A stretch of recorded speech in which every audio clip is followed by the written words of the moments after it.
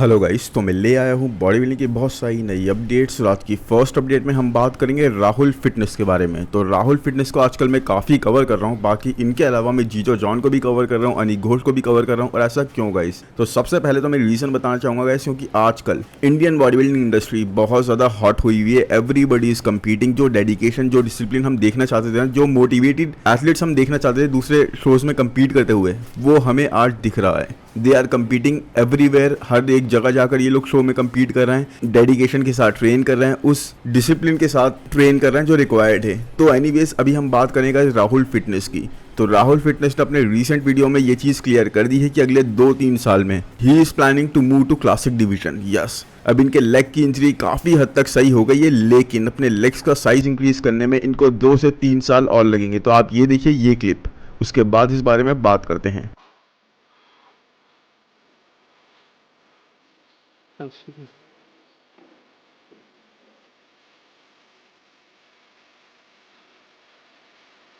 अभी आ जाएगी next year तक।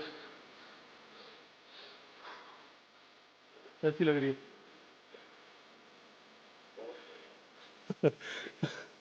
अभी थोड़ा रिकवरी, थाई इंजरी है ना, तीन बार फट गई है। 2 साल तो थाई नहीं मारी मैंने।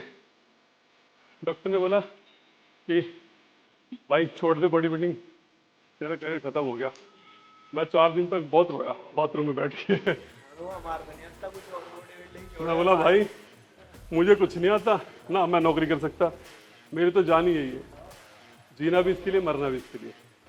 जब तक जान है, जब तक बॉडी बिल्डिंग करेंगे, छोड़ने वाले हैं नहीं, जीते ना जीते, और कुछ आता ही नहीं। तो आपने देखा होगा गाइस, यहाँ पर राहुल क्लियरली यही बोल रहे हैं कि 2-3 साल लगेंगे अपने लेग्स को बिंग अप करने में। उसके बाद he is going to compete in classic. जब तक मेंस फिजिक से काम चलाएंगे, लेकिन जब तक जान है he is going to keep competing, because ऐसा कुछ नहीं है इसके अलावा जो ये करना चाहते हैं या इनको आता है। और आई थिंक यही एक रीज़न है कि इस वक्त ये इतने ज़्यादा डेडिकेटेड होकर ट्रेन कर रहे हैं, इतने ज़्यादा फोकस्ड होकर ट्रेन कर रहे हैं कि हमने कभी नहीं देखा। अब देखो, अब तक गाइस हमेशा हम रमोंडिनो के डेथ फेस की बात करते थे, बिग रैमी के डेथ फेस की बात करते थे, लेकिन क्या आप देख रहे हो राहुल का फेस यहाँ पर कितना ज़्यादा सूखा हो रहा है, कितना ज़्यादा सुता हुआ हो रहा है? और क्यों? क्योंकि गाइस डाइट इस तरह से चल रही है, कार्डियो इस तरह से चल रहा है और ट्रेनिंग इस तरह से चल रही है। ये death face, I am really impressed man कि किस तरीके से अपने आप को इस वक्त पुश कर रहे हैं। We really did not expect कि इस तरह से डेथ फेस हमें इंडिया में भी किसी का देखने को मिलेगा, इस तरह से मोटिवेटेड कोई देखने को मिलेगा। But yes, now I can definitely से कि यस, वो फायर इज देयर जो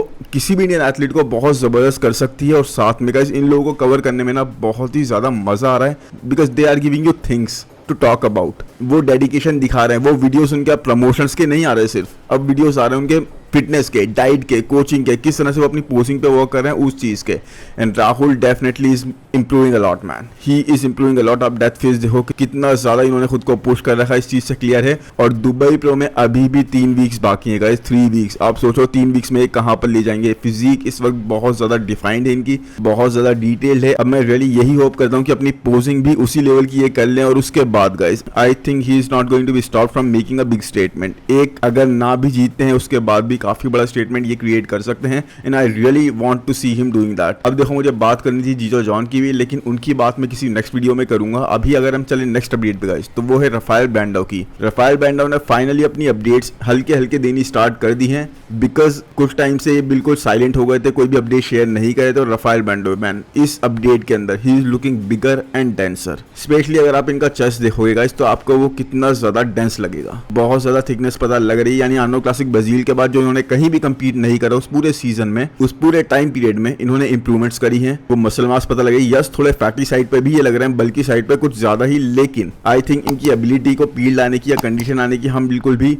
क्वेश्चन नहीं कर सकते। सो इनकी टीम का गोल यही है कि इस साल ये टॉप 6 क्रैक कर जाएं। क्या आपको लगता है ऐसा पॉसिबल है? मैन अगर साइज की बात करें तो मुझे नहीं लगता, बिकॉज साइज इनको अभी और रिक्वायर्ड है। इनकी टीम ने खुद एक्सेप्ट करा है कि अभी 1.5 से 2 साल और लगेंगे राफेल ब्रांडो को उस लेवल का साइज इंक्रीज करने में जो कि रिक्वायर्ड है एक टॉप कंटेंडर बनने के लिए। बट जिस तरह से इनकी कंडीशनिंग है मैन, उस हिसाब से तो हम मान सकते हैं। लेकिन साथ में गाइस अगर मैं बात करूं इनके इस साल के दोनों शोज की, तो अगर आर्नोल्ड क्लासिक ओहायो के बेस पे हम जज कर रहे हैं तो यस, उसके बेस पे तो he can crack top 6 definitely, पूरी तरह से पोटेंशियल रखते हैं। बट उसके बाद अगर हम जज कर रहे हैं आर्नोल्ड क्लासिक ब्राजील के बेस पे, तो मुझे नहीं लग रहा मैन टॉप 6 इनके लिए पॉसिबल है इस साल, बिकॉज अपनी हाइप को एक तरह से इन्होंने खुद ही किल कर दिया था bye coming into Arnold classic Brazil. क्योंकि ओहायो में ना इन्होंने बहुत जबरदस्त मोमेंटम क्रिएट कर दिया था, वहां पे आई थिंक ये थर्ड आए थे, लेकिन उसके बाद भी he was carrying a really killer physique, he was really good. और सैमसन डॉटर के कंपेटिटिव ये बहुत जबरदस्त तरीके से लग रहे थे, मतलब वहां पे जब उनके बराबर में खड़े थे बहुत ही एस्थेटिक लग रहे थे।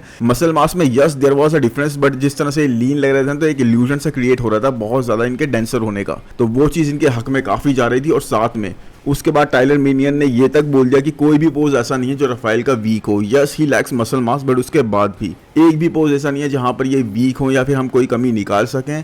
इंप्रूवमेंट डेफिनेटली हर कोई कर सकता है, there is no one who is holding perfection, but उसके बाद भी गाइस, लेकिन उसके बाद जब आर्नोल्ड क्लासिक ब्राजील में हमने रफाइल को देखा तो वहां पर काफी बायस वाली बात चली, मतलब काफी ज्यादा ना क्वेश्चन रेज हुए इनकी विक्ट्री के ऊपर, बिकॉज कंडीशन इनकी ऑन पार नहीं थी गाइस, कंडीशन इनकी काफी लैक करती हुई दिखी, ना सिर्फ आर्नोल्ड क्लासिक ओहायो के कंपैरेटिवली बल्कि गुड विटो और टोनियो बर्टन के भी कंपैरेटिवली। और इसी चीज ने काफी क्वेश्चन रेज कर दिया कि इनको ये विक्ट्री दी गई बिकॉज ब्राजील इनकी कंट्री है और वहां पर ये शो करवाया गया था, जो कि काफी हद तक बिलीवेबल भी था। लेकिन उसके बाद एक कंट्रोवर्सी भी हुई आपस में, टोनियो बर्टन इन्होंने मिलकर काफी चीजें एक्सचेंज करी, तो ऐसी कई सारी चीजों में ये इन्वॉल्व रहे। लेकिन वो हाइप एक तरह से ना जो इनको लेके चल रही थी आर्नोल्ड क्लासिक ओहायो से, वो एक तरह से किल हो गई।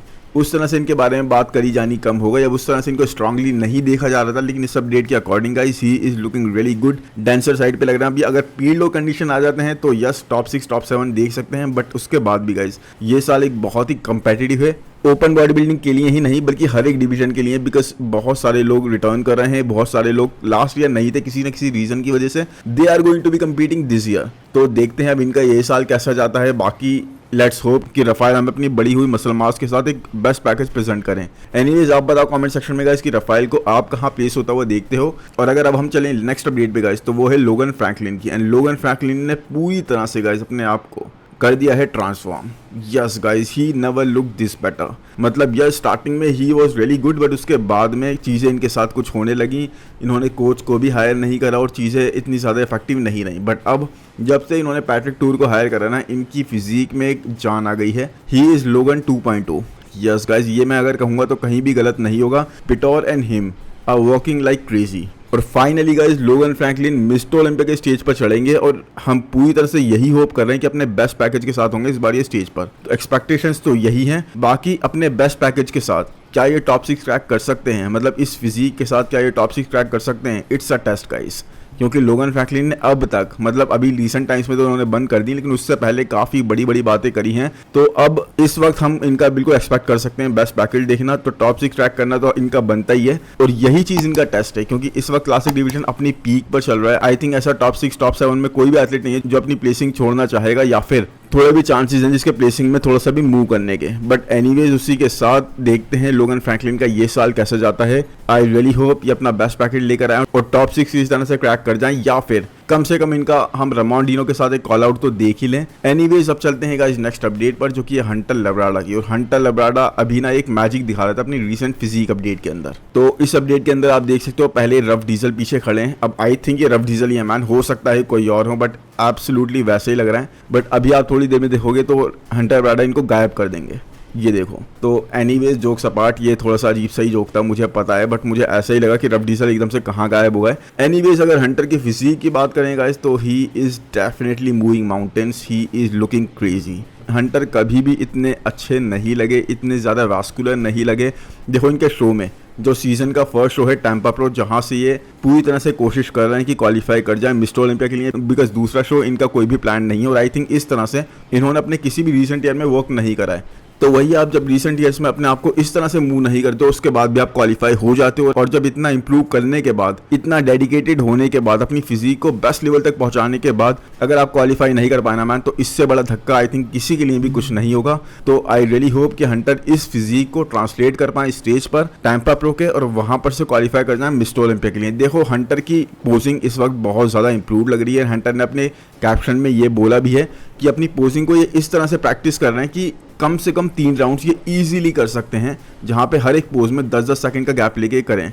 और पोजिंग की इंपॉर्टेंस की बात भी यहाँ पर ये कर रहे हैं, तो डेफिनेटली हंटर अपनी फिजिक पे उस तरह से वर्क कर रहे हैं, वो वैस्कुलैरिटी दिखा रहे हैं। आप स्पेशली बैक पोजिस पे देखो हंटर की हैमस्ट्रिंग वगैरह कितनी ज़्यादा पील लग रही है अभी से, जबकि शो में अभी काफ़ी टाइम बाकी है। और फ्रंट से देखोगे तो इनके आर्म्स वगैरह, शोल्डर्स की विड्थ और साथ में इनके कॉर्ड्स की सेपरेशन मैन अभी से बहुत अच्छी आ रही है। बट एक मिड सेक्शन इनका फिक्स हो जाए ना अगर स्टेज पर हम उस तरह से वर्कड आउट नहीं देखें, तो he is going to be really good. I think guys, I think this is going to be a hunter's year, this can be a hunter's year. मतलब ये मैं इस वे में नहीं बोल रहा कि हंटर मिस्टर ओलंपिया जीत जाएंगे, नहीं मैन, अभी तो उससे ये काफ़ी दूर है। लेकिन मैं इस वे में बोल रहा हूँ कि हंटर अपने बेस्ट पर आ सकते हैं इस साल, और हो सकता है और टॉप 6 टॉप 7 क्रैक कर जाएं। अब देखो टॉप 6 क्रैक करना इनके लिए कोई बड़ी बात नहीं होगी, आप लोग ऐसे सोच रहे होंगे, बिकॉज टॉप 6 ये लास्ट टाइम भी आई थिंक क्रैक कर चुके हैं। लेकिन गाइस इस साल टॉप 6 क्रैक करना बहुत ही बड़ी बात है, बिकॉज इस साल का लाइनअप बहुत ही ज़्यादा कंपेटिटिव है। इस साल जैसा लाइनअप आई थिंक बहुत लंबे टाइम में नहीं हुआ है, तो it is going to be a really big thing for him to crack top 6। तो वही है, देखते हैं हंटर किस तरह का पैकेज लाते हैं। बट फिजिक मैन डेफिनेटली 4 चांद लगा दिए इन्होंने अपनी फिजिक में, बहुत ही ज़्यादा कॉन्फिडेंट फील कर रहे हैं और पोजिंग पर एक्सेप्शनल लेवल पर वर्क कर रहे हैं। एनीवेज आप बताओ आपको हंटर की फिजिक कैसी लगी। अब चलते हैं गाइस नेक्स्ट अपडेट पर, जो कि है बीफ स्टू के बारे में। एंड बीफ स्टू इस वक्त गाइस 3 से 4 दिन आउट है अपने नेक्स्ट शो से। यस, बीफ स्टू ने इस बार ठान लिया है कि भाई मुझे तो कुछ भी करके क्वालिफाई करना ही है मिस्टर ओलंपिया के लिए। एक के बाद एक शो में कंपीट करना है, आई थिंक इनका 3rd या फिर 4th शो है, I think if I am not wrong 4th show है ये इनका इस सीजन का। तो अब इनका शो है वैंकूवर प्रो, जहां पर ये कंपीट करते हुए दिखेंगे, और वहां पर इतने बड़े कोई एथलीट्स ऐसे कंपीट नहीं कर रहे हैं, तो क्वालिफिकेशन इनके लिए पाना आसान हो सकता है। अब अगर फिजिक की बात करें गाइस, तो he is definitely looking dryer, he is definitely looking vascular, और साथ में गाइस वो पील वाली बात, वो श्रेडिड वाली बात इनके साथ निकल के आ रही है, वैस्कुलैरिटी ऑन पॉइंट है। तो डेफिनेटली मुझे लगता है कि इनके चांसेस बन सकते हैं यहाँ क्वालिफाई करने के। लेकिन आई डोंट नो, वर्टिकली थोड़ा सा ये टिल्ट हो रहे हैं इस पोस्ट के अंदर, इस वजह से फिजिक थोड़ी सी डिस्प्रपोर्शनेट सी लग रही है, बट उसके अलावा ऐसा कुछ नहीं है। लेकिन ये बहुत ज़्यादा मेहनत कर रहे हैं गाइस क्वालिफाई करने के लिए। लेकिन इस बात से क्वेश्चन ये भी रेज होता है कि क्या अगर आप 3-4 शो में भी कंपीट करके क्वालिफाई नहीं कर पाओ, तो आपका ज़रूरी है क्वालिफाई करना उसी साल, या फिर आपको इंप्रूवमेंट्स पर फोकस करना चाहिए? बिकॉज देखो आप क्वालिफाई कर ही जाओगे किसी न किसी तरह 5-6 शो में कंपीट करने के बाद। लेकिन अगर आपको इतने सारे शोज लग रहे हैं ना क्वालिफाई करने के लिए, अब देखो कंट्रोवर्सी हो रही है, पॉलिटिक्स हो रही है, जो भी हो रहा है, बट अगर आपको 4 से 5 शोज लग रहे हैं क्वालिफाई करने के लिए, तो क्या चांसेस बनते हैं आपके टॉप 10 क्रैक करने के मिस्टर ओलंपिया में? आंसर आपके सामने है। तो मेरे हिसाब से अगर आप सिर्फ कंपीट करना चाहते हो, सिर्फ एक नाम बनना चाहते हो मिस्टर ओलंपिया की लिस्ट में, तो ठीक है आप कर जाओ। लेकिन अगर आप ऑलरेडी 4 से 5 शोज में कंपीट करके भी क्वालिफाई नहीं कर पा रहे, तो भाई किसी भी बेस पे मिस्टर ओलंपिया में उस साल आपको नहीं चढ़ना चाहिए। मेरे हिसाब से आपको इंप्रूवमेंट्स पर ध्यान देना चाहिए, तभी आप एक टॉप 10 कंटेंडर बन सकते हो। बिकॉज देखो इस हिसाब से तो मुश्किल लग रहा है टॉप 10 क्रैक करना इनका भी, तो सिर्फ एक नाम बन के जाना मुझे तो लगता है कि थोड़ा इनके लिए अच्छा नहीं है, बिकॉज अभी ये काफ़ी इंप्रूव कर ही रहे हैं। एनीवेज अभी अगर हम नेक्स्ट अपडेट की बात करेंगे तो वो है जॉन जूविट की। तो जॉन जूविट ये इनका कंपटीशन बन सकते हैं वैंकूवर प्रो में बीफ स्टू का। यस गाइस, बीफ स्टू का कंपटीशन ये बन सकते हैं, बिकॉज यही दोनों होंगे आई थिंक लास्ट में टॉप 2 फाइनल कॉल आउट में। And John Jewett looking really good, ये बहुत अच्छे लग रहे हैं स्पेशली बैक पोजिस में। And it's exceptional guys, it's very impressive कि बैक पोजिस को अपने कितना ज़्यादा इन्होंने इंप्रूव करा है। स्पेशली ये बैक लेट फ्लैट पोज देखोगे आप, कितना ज़्यादा इनका डेंस लग रहा है, कितनी ज़्यादा बैक में विद एडिड लग रही है, कितना ज़्यादा इंप्रूवमेंट लग रही है। तो इट इज़ वेरी इंप्रेसिव, क्योंकि इतना ज़्यादा इनको टाइम अभी होगा नहीं है ओपन डिवीजन में कंपीट करते हुए।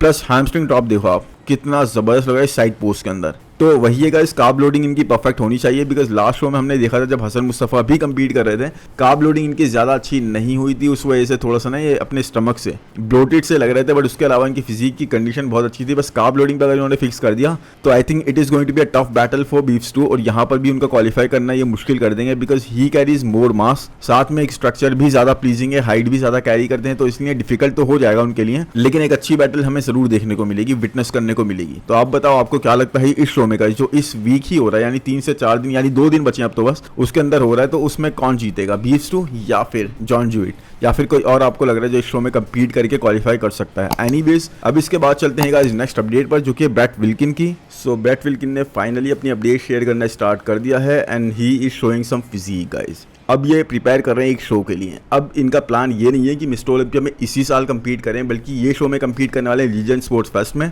जो कि होगा बिल्कुल सीजन के स्टार्ट में और नेक्स्ट ईयर की क्वालिफिकेशन देगा। तो प्लान इनका वही है जो पिछले टाइम था जब ये कंपीट करने वाले थे लास्ट टू लास्ट ईयर, और वो इनके लिए वर्क करा भी था कि अर्ली क्वालिफिकेशन ले ली और साथ में पूरा एक लंबा ऑफ सीजन ले लिया। बट एक तरह से वो वर्क नहीं भी करा था बिकॉज इनका स्टमक इशूज हो गए थे और उस सारे पीरियड को, यानी ऑफ सीजन जो इन्होंने लिया था, इतना लंबा इनको मिला था, सबसे बड़ा ऑफ सीजन मिला था, उसको ये यूटिलाइज नहीं कर पाए। अपनी सारी मसल मास इन्होंने उस इंजरी यानी जो सिक हुए थे उसके थ्रू खो दी। अब दोबारा से अपनी मसल मास गेन करी और उसी प्लान पे ये चल रहा है कि भाई देखो अर्ली क्वालिफिकेशन पा लेता हूँ एक शो में कम्पीट करके, और क्योंकि ये मिस्टर ओलंपिया के बिल्कुल करीब है तो कोई भी ऐसा बड़ा कंपेटिटर जो कि ऑलरेडी क्वालिफाइड हो, मिस्टर ओलंपिया की तैयारी कर रहा है, वो तो यहाँ पे कम्पीट करेगा नहीं, तो मेरे लिए इतना कॉम्पिटिशन भी नहीं रहेगा, मैं अर्ली क्वालिफिकेशन पा के जल्दी से ऑफ सीजन में लग जाऊंगा। बट भाई आपको ये सोचना पड़ेगा ब्रेट कि लास्ट टाइम यही चीज आपके अगेंस्ट गई थी, आपके लिए वर्क नहीं करी थी, बिकॉज आप जब ऐसा करा था आपने प्लान, पूरा साल आपका अच्छा गया था, एंड में आपको सिकनेस का सामना करना पड़ा था और फिर आपका साल बेकार हो गया था। तो अब देखते हैं क्या होता है। लेकिन यहाँ पर गाइस ब्रेट की फिजिक देख के लोग ये बोल रहे हैं कि डायरेक्ट अगर कंडीशन होते तो वो ऐसे लगते, मतलब फ्रंट से डायरेक्ट का एक कंडीशन वर्जन। अब ये मैं नहीं बोल रहा, देखो ये कमेंट वगैरह है तो मैं उस बारे में बात कर रहा हूँ। डायरेक्ट की बात अब मैं कर ही नहीं रहा इस वीडियो के अंदर, बाकी कुछ लोग बोल रहे हैं डायरेक्ट 2.0। तो आप लोग इस बात से कितना अग्री करते हो, इस मसल मास से, इस कंडीशन से, इस फिजिक से, या फिर इनके इस प्लान से, वो आप कमेंट सेक्शन में ज़रूर बताना। बाकी गाइस आज के लिए इतना ही, अब मिलते हैं नेक्स्ट वीडियो में। तो कमेंट सेक्शन में ज़रूर बताओ वीडियो आपको कैसा लगा, किसकी अपडेट आप मुझे कवर करते हुए देखना चाहते हो। वीडियो को लाइक ज़रूर कर देना गाइस, तो चैनल को सब्सक्राइब करते चलो, नोटिफिकेशन बेल को भी दबाते चलो। डेली अपडेट्स मिलती हैं और डेली नहीं भी मिलती तो वीक में 5 से 6 वीडियो तो एटलीस्ट मैं टारगेट करता ही हूँ ताकि आपको रेगुलरली कंटेंट प्रोवाइड कर सकूँ। अब मिलते हैं नेक्स्ट वीडियो में, थैंक यू, बाय बाय।